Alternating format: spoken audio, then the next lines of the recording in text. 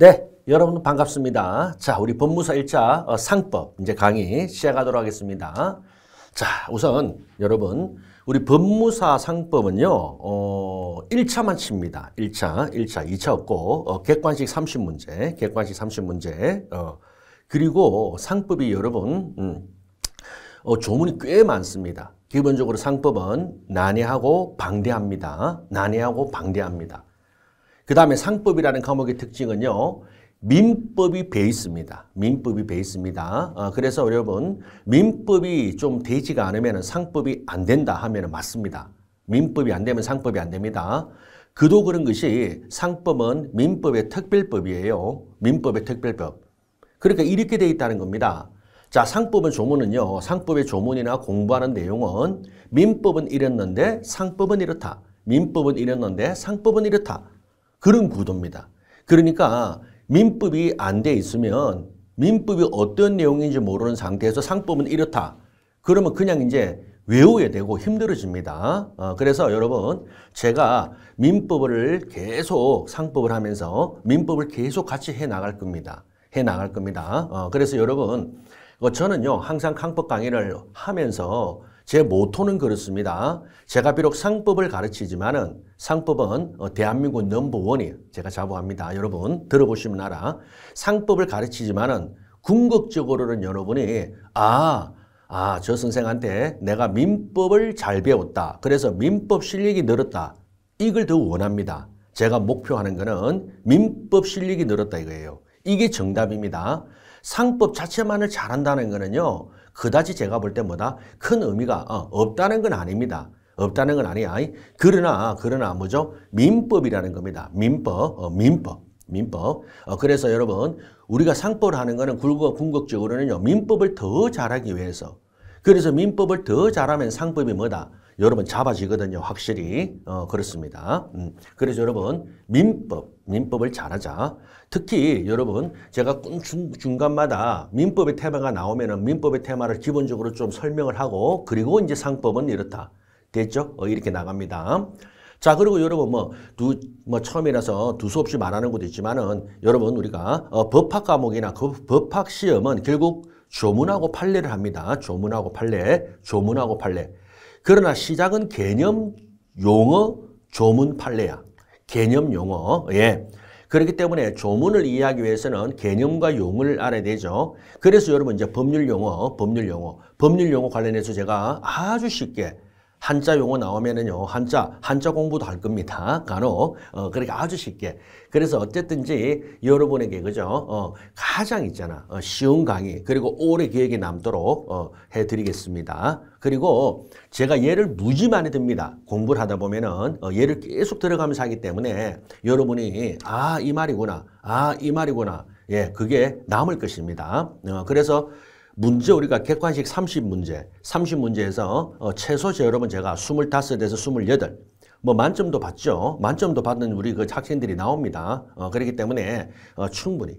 그런데 이제 2차로 안 하니까 1차만 통과하는 거니까 그러면 이왕 하는 김에 그죠? 자, 요거는 가뿐하게 25, 28문제 제가 개런티 해드리고 그 다음에 여러분은 제 상법 강의를 통해서 민법 실력을 더 업그레이드 시키는 민법 실력을 더 증가시키는 그런 시간을 가졌으면 좋겠다 하는 게 제 생각입니다. 그리고 그게 맞고요. 맞습니다. 그리고 여러분 우리가 상법을 하다 보면은요. 제가 조금 전에 민법 이야기 나왔지만은 또 요 군데 판례가 나오잖아요. 그러면 판례 내용이 나오고 그 다음에 쭉 가면요. 여러분 소송 이야기가 자꾸 나옵니다. 무슨 말이다? 그렇죠. 결국 민사소송이 있잖아요. 자, 우리 민사소송은 2차 과목인데도 불구하고 1차 민사소송에서 소송법적인 테마가 나옵니다. 그럼 그것도 제가 그때마다 간략히 말씀을 계속 드리겠습니다. 그래서 결국 상법을 하려면은요, 민법, 그리고 상법만의 테마, 그리고 이제 일부분의 민사소송에 대한 내용도 들어있다. 이렇게 보시면 되겠습니다. 네. 자, 그러면 여러분 상법은 뭘로 구성되어 있느냐 살펴보겠습니다. 상법. 우리가 첫날 첫 시간이니까 자, 우리가 배우는 건 우리가 상법 과목이죠. 자, 우리가 상법 과목입니다. 첫날 1교시 1과목에 헌법과 상법을 치죠. 상법, 헌법 20문제, 상법 30문제입니다. 그러면 상법에는 뭐가 되어 있느냐 이 말이죠. 그럼 우리가 상법에는 진짜 말 그대로 상법 전에 나오는 상법만 하느냐? 아닙니다. 무슨 말이냐면 어음법, 수표법도 합니다. 어음법, 수표법은 별도의 법입니다. 그래서 우리가 상법에는요. 제1편이 우리가 상법 총칙을 배웁니다. 상법에는 1편이 총칙, 그리고 2편이 상행위입니다. 상행위법을 배워요. 그 다음에 3편이 자, 가장 이제 양이 많은 회사. 그리고 이제 4편이 바로 보험입니다. 보험. 그리고 5편이 해상이에요. 해상. 그리고 사실 우리가 상법의 마지막에 6편에 보면은 항공운송 파트가 있어요. 항공운송. 그런데 여러분 항공운송은요. 제가 알기로 12년을 끝으로 해서 안 나와요. 뭐 10년째 앞으로도 안 나올 겁니다. 만에 하나 나오면은 뭐다? 그냥 3번을 찍읍시다. 이게 여러분 가성비 좋습니다. 우리는 시험이야. 항공운송 10년 동안 안 나왔는데 앞으로 안 나올 것 같은데 그거 하나 때문에 또 시간을 할애하고 여러분이 공부한다? 그거 비효율적입니다. 적어도 시험에서는 그거 하는 바에는 여기서 점수를 맞는 게 훨씬 낫습니다. 됐죠? 그렇기 때문에 항공운송이 있지만은 이거는 뭐다? 안 나오고 그리고 본 교재에도 없습니다. 수록이 안 되어 있습니다. 저는 맞다고 생각합니다. 그리고 분명히 제가 말씀드렸고 양해를 구합니다. 아니 선생님 과목에는 상법하면 항공운송이 있는데 선생님이 혼자 그렇게 마음대로 빼도 됩니까? 라고 하면은요. 네. 우리는 수험생이고 시험이지 학문을 하는 게 아닙니다. 괜찮습니다. 절대 걱정하지 마시고요. 항공운송 안 합니다. 자, 그 다음에 두 번째 뭐가 있느냐? 그렇죠. 이제 어음법이라는 게 별도로 있고요. 어음법. 그리고 수표법이라는 게 별도로 또 있습니다. 요렇게 되어 있습니다. 자, 그래서 우리는 상법에는 요렇게 1편, 2편, 3편, 4편, 5편 요렇게 있고요. 그 다음에 어음법과 수표법은 별도로 있거든요. 그런데 일반적으로 어음수표도 우리가 상법을 가르치는 대학이라든가 시험에서 우리 변호사 시험, 우리 법무사 시험에서 낸다 말입니다. 예. 그래서 지금 우리 상법 시험 과목이요. 대한민국에서 우리 법무사가 가장 범위가 넓습니다. 가장 범위가 넓어요. 전부 다 해요. 어쨌든 공식적으로. 변호사 시험마더라도요. 보험과 어음수표고 해상 안 합니다. 됐죠? 이렇단 말이죠. 저기 세무사 시험은요. 세무사 시험에도 상법은 치는데 세무사는 독특하게 40문제를 세무사는 회사법만 칩니다. 40문제 객관식으로 회사법만. 아시겠습니까? 그 다음 우리가 회계사도 치거든요. CPA. 공인회계사 시험에서는요. 또 어음수표까지 요렇게 하고 어음수표고 보험회상이 없습니다. 회계사는 또. 알겠습니까? 그런데 법무사는 다 합니다. 어쨌든 공식적으로는 다 합니다. 그래서 여러분 우리가 상법, 어음법, 수표법 그리고 상법 이런 거 있잖아요. 그래서 이렇게 하는데 그러면은 우리가 문제 문항 분석을 잠깐만 해보면은 어떻게 나오느냐 우리가 대강 알고 해야 되잖아요. 자, 그러면 여러분 사실은 회사가 여러분 중간에서요 반을 차지하는데 우리 시험이요 딱 보니까 정말 유형일이 14문제 나와. 거의 항상 14문제. 그리고 총칙 상행위는 보통 우리가 묶어서 말하는데 여기서 보통 7문제 나옵니다. 총칙 상행 7문제. 그래서 여기서 4문제, 3문제 또는 3문제, 4문제나 아니면 3문제, 4문제 이렇게 그렇게 해서 요거 합쳐서 묶어서 보통 7문제. 심하게 나올 때는 10문제 나온 적도 있어요. 10문제. 세상에 10문제가 냈다니까. 우리가 총 상법 시험에 30문항인데. 됐죠? 그 다음에 여기서 보험회상도 여기 보면은요. 요래 나오는데 해상은 여러분 최근에 그냥 딱 2문제로 굳어져요. 2문제 굳어지고 그 다음에 보험에서는 여러분 요거 어음수표 요거 합쳐서 자 어음수표를 합쳐서 보통 요게 한 3문제 그리고 보험에서 이제 4문제 요렇게 보면 되겠습니다. 됐나요? 그렇게 해서 요렇게 보면은요. 네 바로 30문제 정도 되죠. 그렇죠? 그러니까 요렇게 해서 7문제, 7, 24, 28. 네, 딱 맞네. 요렇게 딱. 그러니까 요렇게 거의 낸다 보시면 됩니다. 거의 요렇게 냅니다. 그 제가 평균 한 10년치를 분석하면은 딱 요 정도 나와요. 그래서 무슨 말이냐? 우리 법무사 시험은요, 이상하게 유독 총칙 상행위를 많이 냅니다. 많이 내. 이 부분을 많이 내요. 많이 내. 그리고 회사는 사실은 그 볼륨이나 내용이나 질러 보면 반 내지 반 이상이 되는데 우리 시험에서는 딱 반도 안 내죠. 뭐 14면은 그죠? 15개가 반인데 딱 요 정도.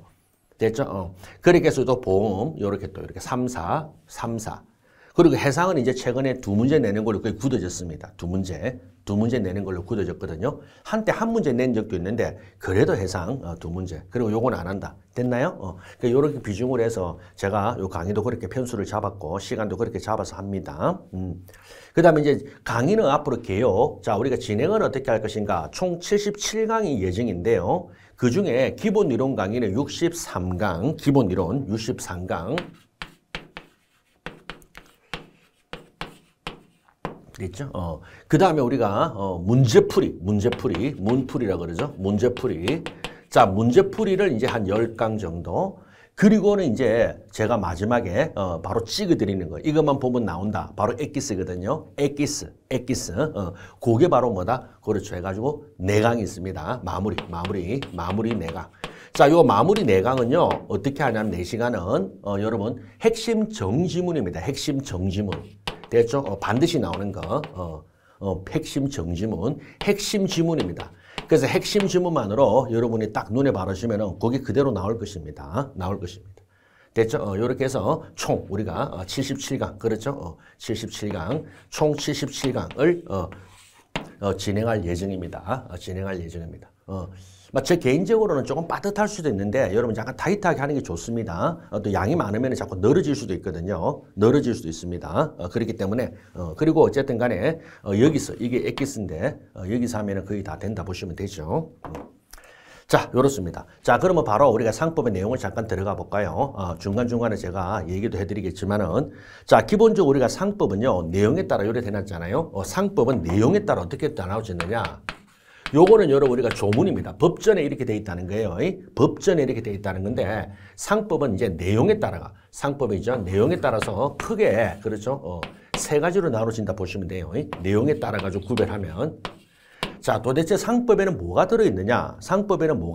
이 말입니다. 간단히 먼저 상법의 개념을 말씀드리면 상법은 여러분 기업에 관한 사법이야. 기업에 관한 법입니다. 자, 이겁니다. 민법은 일반 사인 간의 법률 관계를 규율하죠. 일반 사인 간에 갑이 을에게 돈을 빌려줬다. 그 다음에 갑이 을에게 부동산을 팔았다. 이런 거 아니겠습니까? 그 다음에 갑이 자신의 주택을 뭐다? 그렇죠. 을한테 세를 놨다. 임대차, 주택 임대차. 뭐 이런 겁니다.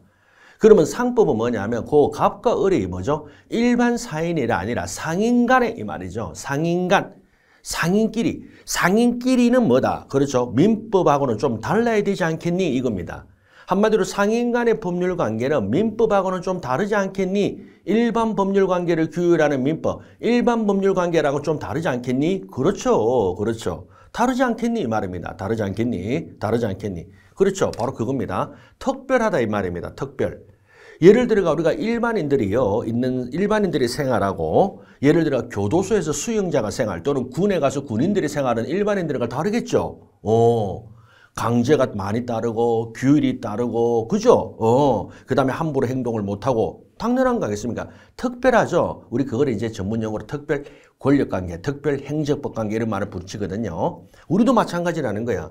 자, 일반인 갑을 간의 관계랑 그 다음에 즉 일반인 갑이 을에게 돈을 빌려줬다. 일반인 갑이 을에게 뭐죠? 네, 일반인 갑 을이 서로 돈을 빌리고 빌렸다. 또는 물건을 사고 팔았다 하는 거랑 상인이 돈을 빌려주고 빌렸다. 그리고 상인끼리 물건을 사고 팔았다 하는 건 좀 다르겠죠. 바로 그겁니다. 됐죠? 그게 바로 우리 규율하는 게 상법입니다.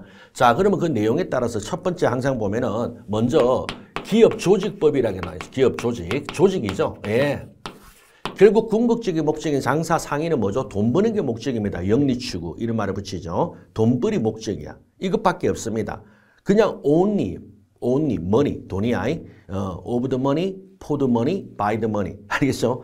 상인은 무조건 돈입니다. 영리 목적입니다. 영리 목적. 그러면은요, 돈을 벌려면은 조직이 있어야 되죠. 그 다음에 두 번째가 뭡니까? 장사를 해야 되죠. 이게 바로 상거래법이야. 상거래법. 그리고 세 번째는 뭡니까? 장사 다 하면 뭐예요? 입금이 돼야죠. 입금. 그렇죠. 결제. 그래서 대금 결제. 이겁니다. 이렇게 돼 있다 보시면 되죠. 대금 결제법. 조직을 하고 장사를 하고 그래. 그리고 결제가 돼야 되죠. 이게 이제 우리 상법의 전부 답니다. 우리 그렇지 않습니까? 자, 그러면 이제 기업 조직에 관해서 나오는 바로 테마가 바로 여기 지금 상총입니다. 상법 총칙, 바로 총칙의 내용이야. 총칙의 내용이 많이 나오고요. 그리고 총칙의 내용에 보면은 그죠? 예, 한마디로 상인의 인적, 물적인 설비 내용들이 막 나옵니다. 즉 상인의 그렇죠? 인적 그리고 뭐다? 물적인 설비. 인적, 물적 설비는 다름 아닌 장사를 하려면은 사람도 필요하고 그 다음에 뭐다? 시설도 필요하죠. 그래서 뭐다? 상업 사용인 지배인 등 그리고 상호 이런 것들이 필요하다 이 말입니다. 그 다음에 가장 여러분 중요한 게 바로 회사입니다. 즉 회사법이야말로 그렇죠. 요 조직에 있어서 가장 많이 나타나 있습니다. 회사. 자, 그 다음에 상거래는요, 여러분, 요거 우리가 상행위법인데, 상행위. 요 상행위는 사실은요, 채권법입니다. 그냥 채권법. 알겠죠? 그래서 상행위는요, 그냥 채권법이에요. 채권. 우리가 민법에서 물권 채권할 때 채권법. 그 다음에 우리가 민법의 채권법은 좀 특수한 유형이다. 좀 특별히 규율한 거다. 이렇게 보시면 됩니다. 그래서 여기는요, 계속 나올 때 민법의 내용이 나오고 상법은 이렇다. 민법은 이랬는데 상법은 이렇다. 예컨대 우리가 상행위 파트에 가보면은 여러분 상사매매가 나와요. 상사매매. 우리 민법의 매매 있죠? 바로 그겁니다. 그러면 민법의 일반 사인 간의 매매, 계약을 체결하고 그에 따른 효과가 자 상사매매는 뭐가 어떻느냐, 달라지느냐 이런 걸 하는 거죠. 네, 그래서 그런 것들이 바로 상행위, 바로 채권법이다. 그 다음에 이제 장사하는데 여러분 보험도 상거래법 상행위입니다. 보험, 우리 사편, 보험, 그리고 해상. 해상이란 말은 바다에서 장사하는 거거든요. 바다 해자, 장사상자, 바다에서 장사하는 거. 네. 그 다음에 항공운송이 있는데 항공운송은 우리가 뭐 안 한다 하니까 요건 빼겠습니다. 됐죠? 그리고 대금결제는 다름 아닌 요거죠. 어음과 수표, 그죠? 어음과 수표, 어음법 그리고 수표법입니다. 자, 여러분, 우리가 학생들이요, 대부분이 어음수표를 난해하고 어려워합니다. 맞습니다. 본 적도 없고, 그죠? 되게 어려워해요. 진짜 어렵습니다. 요건 어려운데, 또 뭐가 있냐면, 한번 정확하게 딱 알아놓으면 더 없습니다. 더 이상 없습니다. 알겠죠? 그래서 여러분, 제가 이렇게 과목을 가르치다 보면은, 제가 뭐 다 가르치는, 다 하는데, 이런 특성이 있더라고요. 오를 때 절벽입니다. 무지 힘들어. 근데 올라가면 뭐 없습니다. 뭐 최신 판례 아니면 법률이 개정된 거 이런 정도. 올라가면 더 이상 할 거 없는. 요게 힘든 거야. 절벽, 가팔라. 여기서 이제 여기서 막 안 되거나 여기서 뚝 떨어지고 막 드랍을 하거나 힘들어 하거나 막 이런 거거든. 이 극복을 해야 돼. 그죠? 이게 극복을 해야 돼. 여러분 물도 우리가 100도 돼야 끓죠. 99도까지는 끓지 않습니다. 그런데 90도 안타깝게 그죠? 뭐 98도에서 그다음에 아이고 내가 못하겠다 포기. 아니면 80도에서 그러면 안 돼. 그래서 올라가면 없습니다. 그러니까 요 세 가지 요런 과목의 특성이 제가 이제 가르치다 보면은 우리가 형법, 그다음에 요거 어음수표법, 어음법, 수표법, 그리고 민사소송법. 제가 볼 때 한 요 세 가지 과목은 요런 특성이 있어. 해놓으면은 없는데 한번 끝까지 뚫으면 없는데 더 이상. 그죠?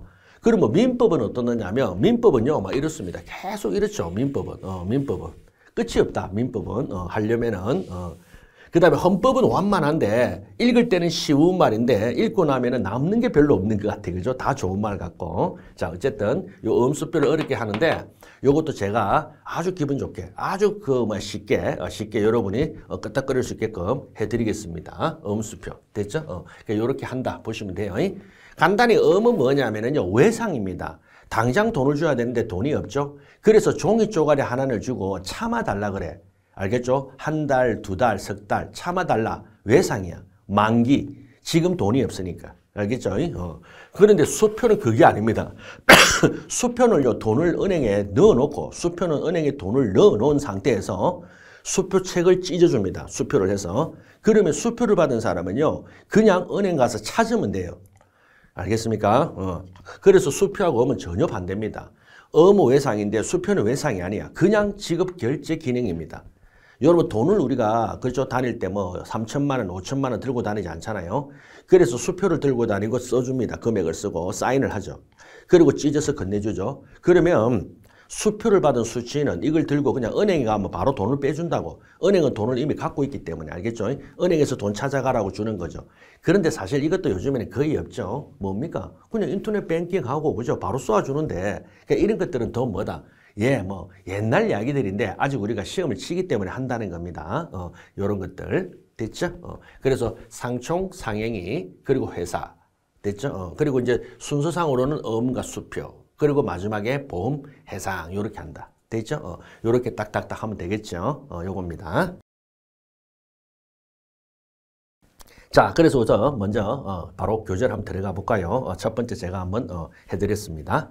자, 먼저 항상 나오는 게 상법의 서설, 상이라는 거는 장사할 상이에요. 비즈니스, 장사할 상 이 말이죠. 예, 한마디로 장사에 관한 법이다 이 말이죠. 기업, 장사에 관한 법이다. 장사가 뭡니까? 돈을 버는 거죠. 돈벌이. 됐죠? 그러니까 돈벌이와 관련된 법이다. 이래 보면 됩니다. 상법. 자, 그러면 밑에 항상 일단 형식적 의미의 상법은요. 상법전을 말합니다. 상법전. 그래서 제1편에서 이렇게 6편까지 돼 있다. 그죠? 그리고 어음법과 수표법은 별도의 단행법, 독립한 법입니다. 어음법이 따로 있고요. 수표법이 따로 있습니다. 아시겠나요? 자, 그리고 실질적 의미의 상법은 이제 우리가 말하는 기업에 관한 일반 법을 다 말합니다. 그러면 기업이 뭐냐 하면 장사 비슷한 말이 돈벌이야. 영리 목적.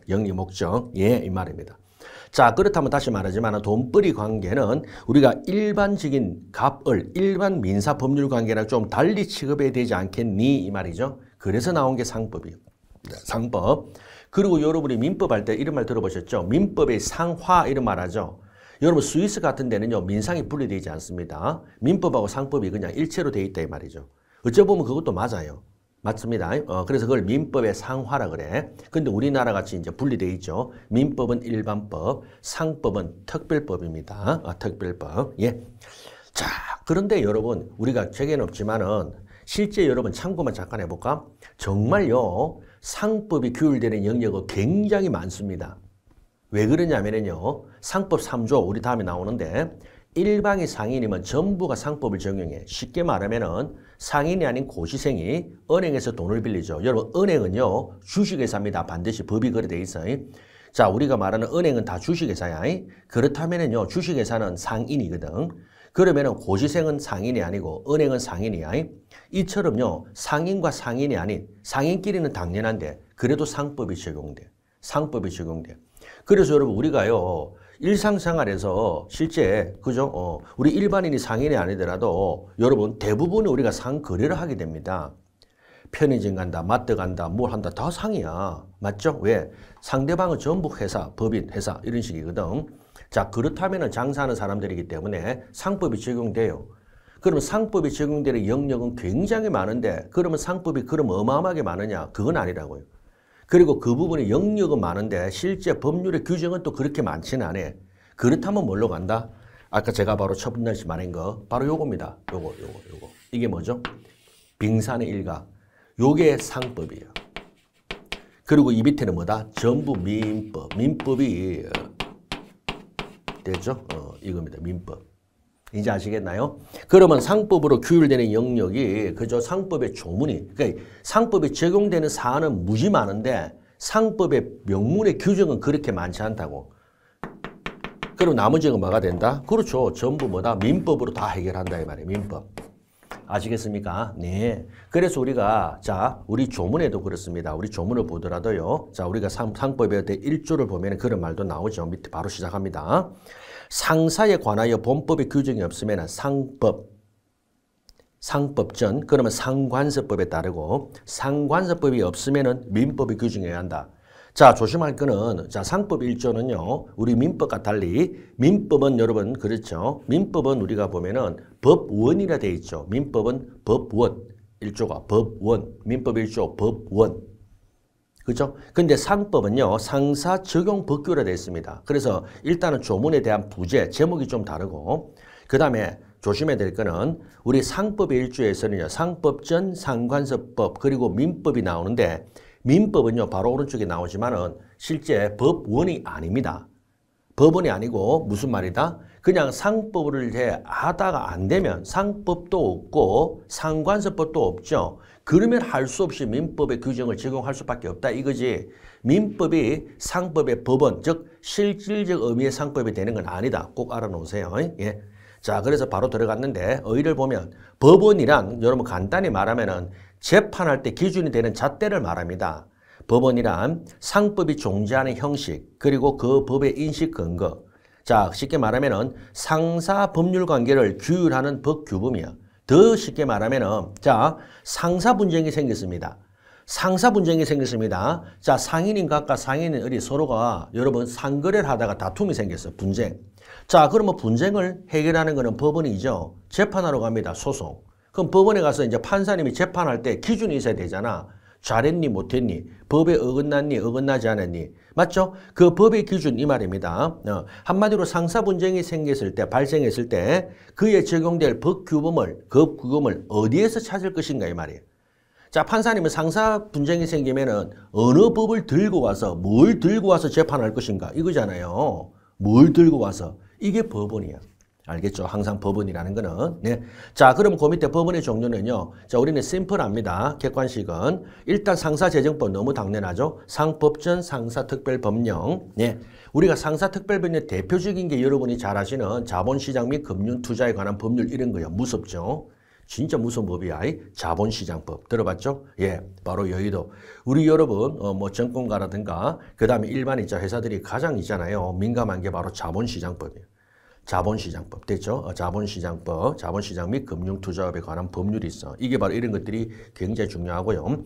두 번째 상관서법이 있습니다. 자, 상관서법은 말 그대로 우리가 민법 할 때도 관서법을 배웠죠. 관서법의 두 가지 요소는 뭐죠? 관행, 법적 확신 이거죠. 오래된 관행, 법적 확신. 그러면 상사관계도 마찬가지겠죠. 여러분 자 장사를 하는데 그 업계에서는 오래된 관행이 있었습니다. 수십 년, 수백 년간. 그리고 그걸 모든 사람이 법이라고 믿은 확신을 갖고 있죠. 그렇다면 그게 상관서법이에요. 그러면 상관서법의 대표적인 뭐냐면 우리 다음에 해상 파트에 나오는데 보증도 같은 거예요. 보증도. 요게 우리 해상의 파트에 나옵니다. 해상법에서. 자, 우리가 국제무역을 하잖아요. 편하게 들으세요. 국제무역을 하면은요, 이제 수출 같은 거 하고 수입을 하잖아요. 그러면요, 자, 우리가 인도네시아에서 원당을 여러분 수입을 합니다. 한국에 우리가 CJ 제일제당이라는 데서. 그러면 원당을 가져와서 뭐죠? 그렇습니다. 이걸 사탕을 만든단 말이죠. 설탕. 사탕이 아니라 설탕. 예. 그러면 여러분 한번 보세요. 그러면 사탕무나 사탕수수를 가져와서 설탕을 만든다 이 말이지. 그러면 배에요. 수만 톤을 싣고 온단 말이죠. 인천항에. 자, 그러면 여러분 이 물건을 받아야 되려면은 여러분 BL이라는 게 있어야 돼요. 편하게 들으세요. BL 선화증권이에요. 선화증권. 선화증권이라는 거는 여러분 바로 운송물 인도 청구권을 표창하는 정권을 말해. 그럼 이 선화증권이 있어야 배 선장이 물건을 내려줘요. 그 문서를 받고. 알겠죠? 그런데 무슨 말이다? 배는 도착했는데 아직 서류가 오지 않았어. 이럴 수가 많거든요. 그러면 서류가 없으니까 선장이 물건 안 내려줘. 그런데 수입업자는 한시가 급하죠. 그러면 뭐다? 그렇죠. 보증을 세우고 뭐다? 맞죠? 선장을 안심을 시키고 물건을 내리면 되겠죠. 그때 나오는 게 바로 뭡니까? LG입니다. Letter of Guarantee라고 그래. 이걸 바로 화물 선취 보증서라고 그래. 화물 선취 알겠죠? 물건을 선취 미리 받는다. 미리 선자, 앞선자, 선취. 화물 선취 보증서라고 그러거든요. 그럼 이거를요 은행에 가서 보증금을 내고 이 보증서를 끊어. 이거를 들고 선장에게 줘요. 그러면 선장은 뭐다? 요 LG, Letter of Guarantee, 화물선취 보증서를 보고 알았어 물건 내려줍니다. 알겠죠? 이런 것들이 바로 뭐다? 보증도야. 보증서를 보고 건넬 도자, 물건을 넘겨준다. 인도. 알겠습니까? 바로 요런 것들이 바로 상관서법이랍니다. 안 어렵습니다. 요런 것만 딱 아시면 돼요. 요런 것들이 있다. 그 다음에 민법은 아닙니다. 3번. 자, 상법의 1조는 이렇게 적용 순서를 규정하고 있지. 여러분, 민법이 상법의 법원이라는 건 아닙니다. 물론 판례가 명시적은 안 했지만 어쨌든 통설이 다 그렇게 생각해요. 학자님들도. 맞습니다. 왜? 민법은 기업의 특유한 법이 아니잖아. 일반법이잖아. 이 말입니다. 됐죠? 이 말입니다. 즉, 민법은 상법이라서 여기 상사관계 적용되는 게 아니라 왜 그러면 상법 1조에 선생님 민법이 들어있습니까? 이거야. 아니 상법도 없고 상관서법도 없는 거야. 그러니까 할 수 없이 민법에 가는 거야. 자, 여러분 우리가 민법은요. 큰형님이야. 그냥 큰형님. 엄마야 엄마. 하다 안 되면 뭐다? 그냥 엄마한테 가는 거야. 알겠죠? 제일 큰 형님, 엄마. 알겠습니까? 마음의 고향. 이렇게 보시면 돼요.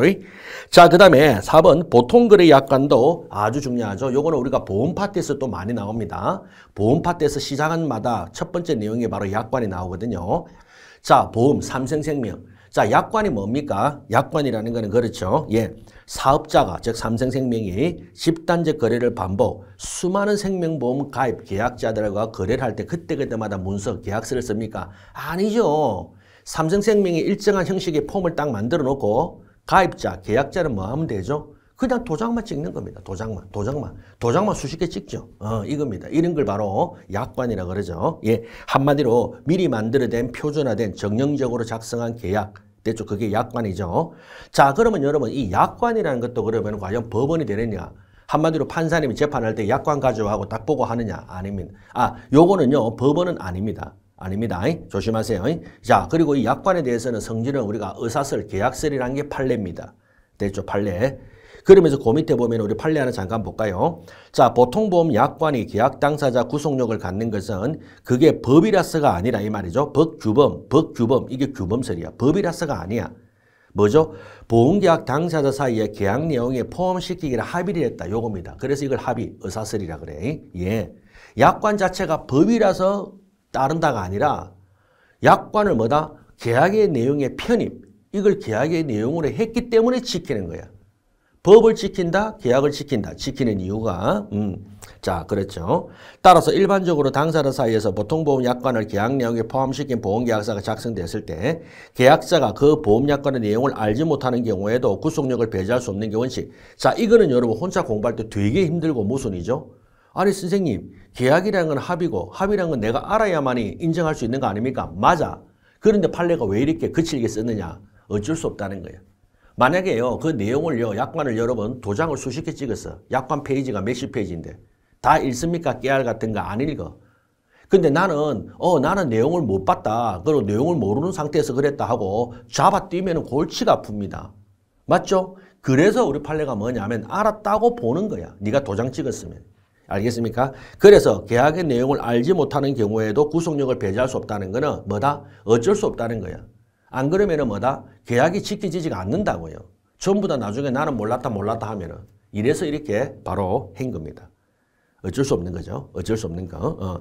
다만 당사자 사이에 명시적으로 약관에 관하여 달리 약정을 하죠. 자, 이게 바로 그 유명한 개별약정 우선이야. 개별약정 우선. 여러분 약관의 내용이 1, 2, 3, 4, 5, 6, 7, 8, 90이 있는데 당사자가 뭐다? 4를 뭐다? 빼고 그 다음 여기다가 뭐다? 뭐 4-3을 넣었거나 이렇게 했다 합시다. 그러면 그게 우선합니다. 됐죠? 개별약정이 우선이야. 여러분 이 마치 뭐하냐면 우리가 자동차를 타고 도로를 달릴 때 뭡니까? 신호등에 따르죠. 근데 우리 아침이라든가 한밤에 러시아워 때는 어떻게 하죠? 그렇죠. 경찰이라든가 모범 택시 운전수가 나와가지고 이거 들고 봉을 들고 이렇게 수신호하죠. 자, 그러면 여러분 아침에 굉장히 혼잡할 때 그죠? 예. 자, 신호등 그리고 경찰관의 수신호 어느 걸 우선한다? 수신호. 그래서 신호등은 빨간불이면 가면 안 되는데 경찰관이 호루라기 불면서 가라 그러죠? 수신호. 그러면 가면 돼요. 뭐다? 신호등보다 경찰관의 수신호가 우선한다 이 말이에요. 개별약정 우선. 아시겠습니까? 자, 그 말입니다. 그 다음에 5번 상사자치법. 상사자치법이 바로 다른 말인 정관을 말해. 우리 회사에서의 정관. 가장 중요한 게 정관. 예. 그래서 여러분 상사자치법은 주식회사 정관과 같이 기업의 조직과 구성원의 법률 관계와 대리적인 활동에 관하여 자주적으로 정한 규범. 자, 아시겠죠? 우리가 정관이 뭐냐면 편하게 말하면요 이 말입니다. 한마디로 조직과 활동에 관한 근본 규칙이야. 자, 어떤 모임, 어떤 조직이 있잖아요. 거기에 조직의 활동 이 말입니다. 조직과 활동에 관한 근본 규칙, 이게 바로 정관입니다. 그래서 어떤 모임이라도 아무리 작은 모임이라도 제대로 된 모임들은 다 정관을 갖고 있어요. 다만 이름을 달리 부릅니다. 각자 이름하고 상관없어. 꼭 정관이 아니라도 회칙, 수칙 맞죠? 뭐 이런 거 수칙, 회칙 이런 거 하잖아요. 예. 자, 우리가 보통 동창회도 뭡니까? 동창회 회칙이 있죠. 이런 것들이 다 정관입니다. 그러면 여러분 가장 큰 정관이 뭘까? 바로 국가, 헌법이야. 헌법입니다. 헌법. 맞죠? 예. 바로 헌법이 바로 뭡니까? 그렇습니다. 가장 큰 정관이 되는 거죠. 맞죠? 헌법. 한마디로 국민의 권리, 기본권과 그 다음에 통치구조에 관한 근본 규칙을 다 적어놓은 거죠. 헌법. 됐죠? 그 바로 겁니다. 그래서 상사자치법은 바로 뭐다? 정관을 말하는데, 자, 정관은 여러분 법원이 되느냐? 됩니다. 알아놓으세요. 예, 정관은 법원이 돼요. 그래서 법원에서 여러분 재판할 때 있잖아요. 자, 맨 먼저 있잖아요. 사건이 딱 터지면은 회사 분쟁이죠. 정관 가져오세요. 그래, 정관. 정관 가져오세요. 그래. 정관 딱 봅니다. 정관. 정관. 됐죠? 자, 그래서 여러분, 우리 다음 판례를 보시면은, 자, 이게 무지무지 중요한 판례고 좀 어려운데, 사단법인의 정관은 이를 작성하는 사원뿐만 아니라 그 후에 가입한 사원이나 사단법인의 기관 등도 구성하는 점에 비추어 보면 그 법적 성질은 계약이다 아니야. 바로 자치법규입니다. 자, 여러분 조심해. 법규라는 거예요. 자, 법은 공동체의 약속이죠. 그래서 지켜야 되죠. 자, 자치법규입니다. 그래서 어디까지나 해석을 객관적 기준에 따라 법규 해석의 방법으로 해석돼야 한다. 자, 요 말은 무슨 말이냐? 법규 해석 방법이란 말은 뭐죠? 법적인 판단 이 말입니다. 자, 법원의 판사가 법적인 잣대를 들이대겠다 이 말입니다. 한마디로 너네들이 말하는 대로 따르지 않고 법적인 잣대를 들이대겠다. 이게 법규입니다. 와, 이제 아시겠죠? 자, 여러분 법을 보는 제가 안목을 여러분 길러야 됩니다. 제가 계속 법에 대해서 여러분에게 설명을 드리겠습니다. 자, 법적인 잣대를 들이대겠다 이 말이에요. 그러니까 당사자가요, 판사님 우리는 이걸 이렇게 한다니까요. 그런 거를 듣지 않습니다. 그래? 그거는 당신들 생각이고 이건 법이야. 법규야. 그래서 나는 법적인 잣대를 들이대겠다. 맞죠? 여러분 간단히 말하면 이런 겁니다. 우리 형법에 피해자 승낙이라는 게 있습니다. 자, 여러분 피해자 승낙의 위법성을 조각시키는데 이런 걸 했답니다. 우리 베니스 상인 같은 거 보면은 만약에 네가 돈을 갚지 않으면은 내가 뭐다? 네 팔을 자르겠다. 근육 1파운드를 가져가겠다. 귀를 잘라가겠다. 그렇게 하세요. 제가 돈 못 갚으면 손가락 잘라드리죠. 합의했습니다. 합의했다니까. 아니나 다를까 채무자가 돈을 못 갚았어. 그래서 채권자가 뭐다? 약속대로 아주 안 아프게 아주 살살 고통을 가장 덜 주는 방법으로 손가락 하나를 잘라갔습니다.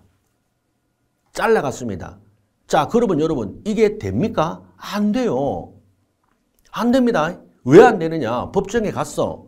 어떻게 검사가 기소를 했느냐? 공소제기를 상해죄입니다. 손가락 잘랐죠. 상해죄 또는 중상해를 합시다. 그러면요. 채권자가 그럽니다. 피고인이 된 채권자가 아니 판사님 억울합니다. 보세요. 각서를 썼다니까요. 계약서를 보세요. 돈 못 갚으면 손가락을 자르기로 했다니까요. 약속대로 한 겁니다. 제가 때리지도 않았고요. 패지도 않았습니다. 그리고 자를 때 아주 고통 없이 최소화시켜가지고 아주 예쁘게 잘랐습니다. 이런 사람이 어디 있습니까? 제가 뭘 잘못했습니까? 잘못했다는 거예요. 여러분 두 사람의 약속보다 우선하는 게 법입니다. 알겠습니까? 법, 공동체의 약속. 아무리 돈을 못 갚는다 하더라도 신체 포기각서 이런 거는 인정하면 된다. 그거 안 돼요. 그거는 피해자 승낙. 한마디로 당사자 개인이 자기의 생명과 신체 그거를 처분할 수 있습니까? 안 됩니다. 안 된다고요. 알겠습니까? 설령 그렇게 합의를 했더라도 그 합의는 무효고 민법 103조 위반의 무효고요. 형사적으로는 뭐다? 책임을 지고 위법성 조각이 안 된다. 이 말입니다. 이제 아시겠죠? 그러니까 여러분 법을요 자꾸 말랑말랑하게 생각하세요. 민형사를 가져와서 자꾸 그러니까 우리 두 사람 말을 그 말대로 그 합의를 우리가 인정해 줄 수 있는 게 있고 인정해서는 안 되는 게 있는 거야. 알겠습니까? 안 된다고? 안 됩니다. 이 말이에요. 그죠? 바로 그겁니다. 그래서 이거는 법이기 때문에 한마디로 법원의 판사가 법원에서 법적인 잣대를 들이대고 법률 해석으로 해석하는 거지 너네들 말에 따르지 않는다는 겁니다. 자, 그래서 작성자 주관이나 해석 당시의 사원의 다수결의 방법으로 자의적으로 해석될 수는 없다. 딱 나오죠? 이 말이에요. 자, 그럼 어느 시점에 사단법인의 사원들이 정관의 규범적인 의미 내용과 다른 해석을 사원총회 결의라는 방법으로 표명했다더라도 그 결의에 의한 해석은 뭐다? 그렇죠. 그 구성원인 사원들이나 법원을 구성하는 효력이 없습니다. 뭐죠? 그거는 너네들 생각이야. 너네들 생각이고 너네들 생각이지 그거는 법적인 효력이 없어. 이 말입니다. 아시겠습니까? 바로 그거야. 그거야. 그 예를 들어 이거죠. 우리가 귀엽게 애가 둘이 있습니다. 큰형이 10살, 둘째가 7살이야. 그 둘이가 뭐라 하냐면 야 동생 보고 그래. 야, 안 되겠다. 우리 놀러 가자. 그럽니다. 그래, 형. 그러자. 그래, 집 나가서, 아유, 아빠, 엄마가 너무 잔소리해. 우리끼리 나가서 알콩달콩 잘 살자. 그러자 합의했습니다. 이게 의미가 있습니까? 아무 의미 없다고. 그죠? 빙그레 웃지요? 이 말입니다. 그러니까 너네들이 그렇게 떠들고, 너네들이 그렇게 뭐, 결의를 했니, 어쩌니 하는 거는 뭐다? 아무 의미 없다 이 말입니다. 의미 없습니다. 예, 바로 그 말이에요. 됐죠? 예. 자, 그래서 법이라는 거 그죠? 자, 우리가 공동의 규범, 자, 공동이 지켜야 할 규범인 법을 너네들 몇 명이 다수의 의사로보다 뒤집을 수 있냐? 없다 이 말입니다. 아시겠죠? 그러니까 이 판례가요, 이 만만치 않습니다. 우리가 법을 보는 거 있죠, 법. 우리가 지금 상법을 떠나서 있잖아요. 법에 대한 시각을 알려주는 거예요. 알겠죠? 이 자꾸 보면 이런 거 보면 좋습니다. 예. 자, 그래서 이제 마지막을 보면 상사적 법규의 적용 순서가 이렇게 나온다는 거야. 자, 먼저 상사자치법 정관이 가장 우선입니다. 물론 이 정관은요, 강행 규정에 반하면 안 됩니다. 여러분, 강행 규정에 반하는 정관은 절대 안 됩니다. 아시겠습니까? 그럼요. 그리고 두 번째는 상사특별법. 아까 뭐죠? 자본시장 및 금융투자업에 관한 법률 이런 거 자본시장법 우리가 줄여서. 그 다음에 세 번째가 상법전. 이제 이거죠. 상법. 우리가 상법전. 1편 총칙에서 마지막 요 6편에 항공운송까지 있는 것. 자, 그 다음에 상관서법. 그리고 민사자치. 그리고 민사특별법. 그 다음에 마지막에 민법전이 순서로 적용된다. 아시겠죠? 예. 됐습니까? 요렇게 보시면 돼요. 자, 그 다음에 이제 요렇게 일단 서술은 끝났는데 가장 중요한 건 또 하나 시작하기 전에 상법의 이념이라는 게 딱 두 가지가 있는데 꼭 알아놓으세요. 상법의 이념. 자, 상법은요, 요 딱 두 가지 이념이 있잖아요. 요 두 가지 이념으로 움직입니다. 어떨 때는 이거를 좀 강조, 어떨 때는 이거를 좀 강조 이 말입니다. 알겠습니까? 그렇죠. 자, 그래서 우리가 마치 민법에도 크게 보면 양대 그 축이 있죠. 바로 뭐죠? 사적자치냐, 공공복리냐. 이거 여러분 대단하죠? 민법의 큰 그겁니다. 그래서 사적자치냐, 공공복리냐. 사적자치냐, 공공복리냐. 자, 그런 것처럼 우리가 상법의 큰 이념도 뭐가 있느냐 하면 첫 번째가 바로 기업의 유지발전입니다. 그래서 첫 번째가 1, 기업의 유지발전. 됐죠? 너무 중요하죠? 기업의 유지발전. 장사는 계속 돼야 된다 이 말입니다. 특히 우리가 기업, 대표적으로 우리가 회사업이라 한다. 그러면 여러분, 이거 회사는요, 이거는 일개 회사의 오너라든가 이 사람들 문제가 아닙니다. 많은 사람의 문제가 달려있죠. 그렇습니다. 주주들의 이익이라든가 회사에 고용된 근로자들이라든가 아니면 회사와 거래를 하는 거죠. 거래업체라든가. 엄청납니다. 그렇죠. 그렇기 때문에 기업은 계속 유지 발전돼야 된다. 너무 당연하죠. 자, 그래서 이거 중요하고 하나가 또 있는데 이게 더 중요할 수 있습니다. 바로 거래 안전입니다. 됐죠? 거래 안전, 거래 안전. 예. 거래 안전. 우리가 민법에도 계속 나오죠? 그래서 거래 안전, 또는 거래의 안전 또는 신속도 들어가겠죠? 신속하고 안전하게. 거래 안전과 신속. 됐죠? 그러니까 항상 우리가 상법을 보면은요, 모든 조문이나 모든 내용이 또는 판례도요, 항상 이런 말을 씁니다. 기업의 유지 발전을 위하여 또는 뭐다? 거래의 신속과 안전을 위하여. 있죠? 이렇게 항상 쓴단 말이에요. 그래서 이런 상법들은 규정되어 있고 이러이러한 원리에 따른다. 항상 그렇게 말해요. 그래서 여기 상법의 이념. 됐죠? 이렇게 나옵니다. 됐죠? 이렇게 나옵니다. 자, 그 다음에 이제 들어가는데, 이제 두 번째. 자, 이제 제2장입니다. 1장 서술을 끝났고요. 자, 2장은 여러분 앞부분에 전체 교관을 제가 한번 잠깐 설명드릴게요. 자, 2장 기업의 인적 요소라고 나옵니다. 2장 인적 요소. 기업의 인적 요소. 자, 인적 요소에는 우리가 뭘 배우느냐? 아까 말했잖아요. 그죠? 결국에는 우리가 돈을 벌려고 조직을 하려면 인적, 물적 설비가 필요합니다. 결국 사람과 돈이죠. 물론 사람도 돈이지만은 결국 돈입니다. 됐죠? 무슨 말이냐면 우리가요, 어떤 사업을 해가지고 돈벌이를 하려면은 결국에는 뭐죠? 사람이 필요하고 돈이 필요합니다. 사람이 필요하고 돈이 필요하죠. 왜? 내 혼자 못하잖아요. 그죠? 자, 그래서 이제 먼저 우리가 인적 요소를 먼저 한다, 이 말이야. 그리고 끝나고 나중에 물적 요소를 들어가고. 그러면 인적 요소. 자, 기업의 인적 요소. 자, 그리고 여러분 용어에 우리가 기업이 나오면은 일반 애들이 기업이라면 회사 이런 말을 하죠. 회사 이렇게 말하는데 회사보다 넓은 개념입니다. 회사는 상인입니다. 상인. 알겠죠? 장사하는 상인, 법인이냐. 장사하는 법인. 영리사단 법인이 바로 회사입니다. 정확한 개념을 말하면은. 그러면요, 기업은 좀 더 큰 개념이에요. 알겠죠? 기업은 우리말로 편하게 말하면 장사 이래 보시면 돼. 장사. 됐죠? 장사. 한마디로. 그 경제적으로 있잖아요. 경제주체. 이래 보시면 됩니다. 그래서 회사만 말하는 게 아니라 회사보다 좀 넓은 개념이다. 이렇게 보시면 돼요. 그러면 인적 요소는요, 크게 우리가 뭘로 보느냐 하면은 첫 번째, 상인, 인적 설비, 그리고 이제 물적 설비가 나오는데 크게 공부할 때. 자, 우리가 보면 상인, 그리고 이제 두 번째, 우리가 인적 설비. 우리가 장사를 하려면은 그죠? 요까지입니다. 요렇게 되는 거죠. 그런데 이제 우리가 인적 요소 플러스 이제 물적, 그죠? 물적 요소가 필요한데 이제 세 번째가 바로 물적 설비. 자, 요게 우리가 상총 파트 공부하는 겁니다. 요렇게 이게 답니다. 자, 그러면 상인이 바로 뭐냐면 여러분 이제 바로 주체입니다. 바로 기업 주체. 우리가 기업이란 거는 법률적인 개념이 아니라 경제적인 개념이라 그런 말을 해요. 그런데 이거를 우리가 법을 하기 때문에 법률적인 주체, 결국 뭡니까? 권리 기속 주체. 예, 한마디로 법률상 권리와 의무의 기속 주체를 만들어야 되죠. 그래서 탄생한 게 상인이에요. 어쨌든 인. 됐습니까? 인. 예. 그래서 인에는 여기 다음에 나올 때 당연상인과 어제상인 두 가지를 배웁니다. 당연상인, 어제상인. 그래서 4조 당연상인. 그리고 뭐다? 5조 어제상인 이런 걸 배워요. 당연상인은요. 우리가 일정한 법률의 규정이 있는데 그 행위를 하면 그냥 상인이 되는 거예요. 근데 모든 걸 다 규율할 수는 없잖아. 그래서 그 말고라도 상인적 설비와 방법으로 돈을 벌죠. 그러면은 당연 상인으로 봐주겠다. 상인으로 봐준 데서 어제 상인이다. 이렇게 붙입니다. 그러니까 요걸 배워요. 요걸 배워. 그 다음에 이제 인적 설비의 두 번째 가면은 또 뭘 배우느냐 하면은 여러분, 자, 요거는요, 크게, 자, 실제 우리가 상인에서 밑에서 경영을 하는 경영자와 이제 보조자를 배운다. 이 말입니다. 보조자. 그럼 이 보조자는요, 내부적인 보조자가 있을 것이고, 밖에서 도와주는 사람이 있죠. 외부적. 그러면 내부에서 보조해주는 사람이 바로 뭐다? 예, 상업사용인입니다. 바로 상업사용인. 자, 요게 이제 바로 또 우리 중요한 테마죠.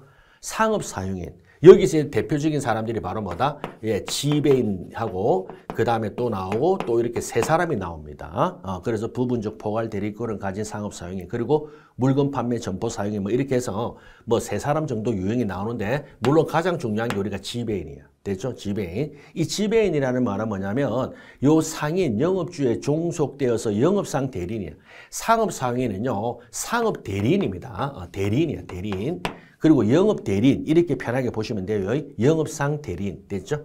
그 다음에 외부적으로 나와가 도와주는 사람들이 우리가 요게 상행위 파트에 나옵니다. 요게 바로 상행위법에 나오는 주인공들이죠. 상행위법에. 바로 중개상, 대리상. 예, 시작이 바로 대리상, 그리고 중개상, 그 다음에 주선업자들이에요. 주선업자. 이 주선업자들이 바로 위탁매매인, 운송주선인 이런 사람들을 말해요. 그리고 이제 창고업자들이 있잖아요. 운송인 창고업자하고 똑같죠. 운송인이 먼저. 그 다음에 창고업 이런 것들이 등 이래 나와요. 이런 것들을 쭉 배웁니다. 이게 바로 상행위법에 있어. 자, 그리고 마지막에 이제 물적 설비에 관련해서 가장 중요한 게 바로 첫 번째가 상호입니다. 상호. 그리고 상업장부도 있고요. 예, 상업장부. 됐죠? 그리고 이제 영업소 우리가 영업소인데 우리가 조문에는 영업소라 하지 않고 뭐라 부르냐면 본점이나 지점 이래 불러요. 본점, 지점. 헤드쿼터, 브랜치. 됐죠? 본점, 지점.